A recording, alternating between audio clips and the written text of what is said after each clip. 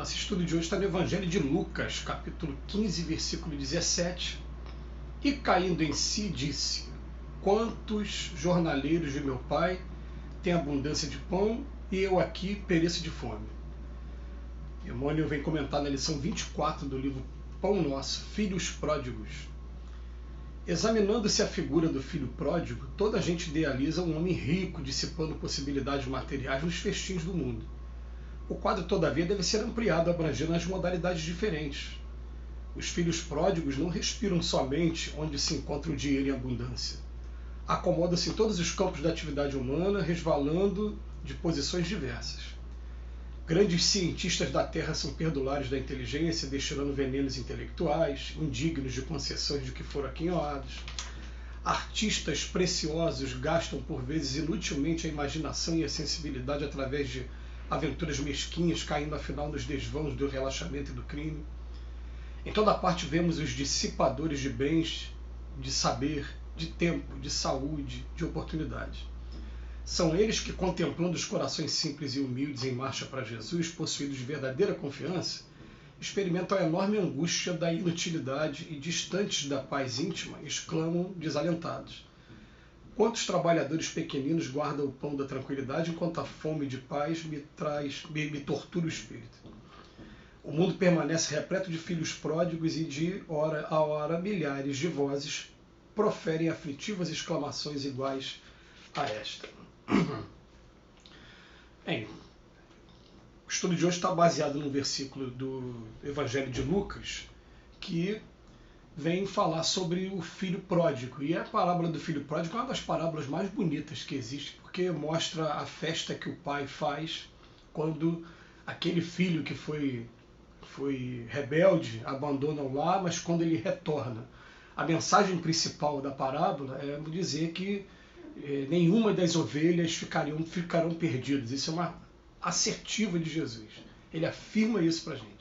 Fala, mas vocês podem ter liberdade para fazer o que vocês quiserem, mas nenhuma de vocês vão ficar transviadas. A gente vai conseguir resgatar todas elas. E quando vem falar sobre o filho pródigo, o que é pródigo? Pródigo, você pegar no dicionário, é aquela pessoa que esbanja, é aquela pessoa que não tem controle sobre si mesmo. Então existia a figura no nosso Código Civil da pessoa. Quem era o pródigo? Era aquele que gastava todo o patrimônio, aquele que faz dívidas e que não consegue quitar as suas dívidas, é aquela pessoa que faz um empréstimo, depois faz outro, fica com um monte de empréstimo, não consegue quitar nenhum e destrói a própria vida, se tornando até uma pessoa incapaz, muitas vezes, perante até o próprio Código Civil na nossa legislação. Ele vem falar aqui pra gente que pródigo não deve ser interpretado somente na maneira daquele filho que pegou o patrimônio e sumiu aqui, pegou o patrimônio do pai e foi para a rua, e depois foi resgatado, não.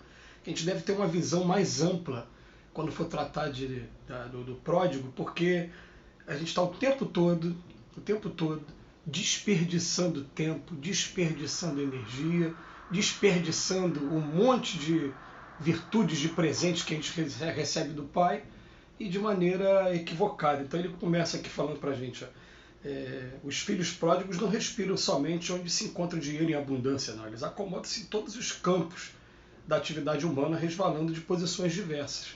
E algumas posições até que ele não se refere aqui, que a gente vai arriscar que está trazendo, mas a primeira coisa que veio na cabeça é aquela figura, dos pais que, pelo suor, pela luta, eles estão procurando proporcionar o melhor para os filhos, e os filhos não aproveitando essa oportunidade, os filhos estão desenvolvendo cada vez mais a preguiça, a rebeldia contra a lei de trabalho, e estão entrando numa prodigalidade que não é a prodigalidade do dinheiro, é a prodigalidade do tempo, das oportunidades que eles estão tendo. Mas Emmanuel vem trazer para a gente aqui, em primeiro lugar, grandes cientistas que acabam destilando venenos intelectuais e acabam se tornando indignos das concessões de que foram aquinhoados, que uma vaidade, um orgulho muito grande e muitas das vezes a intenção unicamente voltada para o recurso material, que acaba desvirtuando tudo. Então a gente fica pensando assim, tem até aquela pessoa que dedica seu tempo, seu trabalho, dentro da ciência, e que também faz patrimônio, mas ele deixou um legado para a humanidade. Esses dias a gente assistiu uma cena belíssima de um estádio de futebol lotado, quer dizer, uma coisa que a gente não via desde que começou a pandemia, e uma das pessoas que foi a cientista que desenvolveu a vacina AstraZeneca sendo ovacionada pela torcida. A torcida, quando reconheceu, parou, todo mundo bateu palma, falou, nós estamos aqui sem máscara por conta dessa pessoa.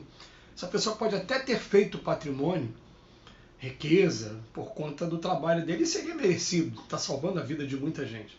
Aqui ele está falando, né? Está falando daquela pessoa que está destilando venenos intelectuais, indignos de concessões. E quando ele fala dos artistas, então, quantos artistas estão deixando obras que só estimulam para o crime, estimulam para o suicídio, estimulam para o adultério, estimulam para a destruição da família, enfim, essa questão toda, né? Então ele vem falar para a gente aqui, eles gastam por vezes inutilmente a imaginação e a sensibilidade através de aventuras mesquinhas. E o que acontece com esses espíritos depois? Quando chegam do outro lado e veem as consequências das suas obras, quantas pessoas caíram inspiradas pelo que ele deixou por escrito, ou cantado, ou registrado de alguma maneira, aí vem um arrependimento, um remorso muito grande, o pedido para reparação. A consciência não fica tranquila enquanto não tiver uma oportunidade de reparar o mal que fez. Então ele bota aqui em toda parte, nós vemos os dissipadores de bens, de saber, de tempo, de saúde e de oportunidades. Eu gosto muito de comer bem. E acaba comendo de maneira toda equivocada e jogando fora a saúde para depois, nos últimos dias da vida, ficar reclamando, ficar sofrendo mesmo por conta dos excessos que aconteceram. Eu me lembro do Evangelho capítulo 27, o Evangelho segundo o Espiritismo. Tem um momento lá, se não me engano, no texto 5 ou 6, que ele fala assim, né? O homem que vê a sua saúde arruinada por conta dos excessos da gula, não pode reclamar senão de si mesmo, pois teria conseguido buscar através da prece uma maneira de estar se policiando melhor, de estar controlando melhor a saúde, mostrando para a gente o poder que a prece tem, né? Mas ele fala aqui da saúde também, pessoa que está jogando fora, inclusive, e depois de tudo isso, aí também de oportunidade. Saber, tempo, saúde e oportunidade. 5 coisas para a gente começar a pensar aqui. Obrigado, Emmanuel, né? Bens, estou aproveitando bem os meus bens, estou aproveitando bem o meu saber, o tempo, a saúde e as oportunidades que a vida está me dando. Aí fica a reflexão para cada um aí. E depois, quando a gente começa a jogar isso tudo fora, através dessa prodigalidade, aí a gente, distante da paz íntima, a gente reclama, não consegue achar paz. Quantos trabalhadores pequeninos guardam o pão da tranquilidade, enquanto aqui comigo a fome de paz me traz tortura, me tortura o espírito. Aí fica a reflexão, né? Porque a semeadura é livre, a colheita é obrigatória. O que a gente está plantando, a gente vai colher. Cada um vai escolher agora, a partir de agora, o que vai plantar. A gente continua colhendo o que a gente plantou no passado, mas a partir de agora a gente começa a ter a preocupação do que eu estou fazendo agora para o meu futuro. E a gente sabe muito bem qual é o melhor caminho a partir de agora. Tudo que estiver edificando, estendendo a mão, ajudando a pessoa vai ficar grata daqui a pouco, ela vai estender a mão para a gente também, e através dessa rede de solidariedade a gente vai caminhar. Mas ele bota aqui para a gente, né? O mundo permanece repleto de filhos pródigos. Muitos de nós, repletos de filhos pródigos. Me lembro com muito carinho o professor José Jorge, muito conhecido, por ter sido diretor de uma escola aqui em Ricardo de Albuquerque, e um excelente espírita, muito conhecedor da doutrina espírita. Ele falava assim, às vezes alguém me perguntar se tem medo de morrer, ele falou, medo não, vergonha. Mas por que vergonha? Porque eu poderia ter aproveitado o tempo muito mais do que eu aproveitei. Aliás, não são poucos os espíritos que falam dessa maneira. Falam que lamentam o tempo que perderam, porque quando a gente vem aqui para a matéria, a gente já perde muito tempo, né, durante o sono.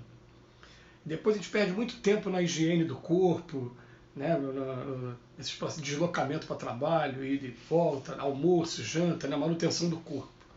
E o tempo criativo mesmo acaba sendo pequeno. Quando a gente joga fora esse tempo pequeno também, a gente acaba não aproveitando, a gente acaba sendo realmente pródigo. Então ele fala para a gente, e de hora em hora milhares de vozes proferem aflitivas exclamações igual a essa, não conseguem a paz de espírito.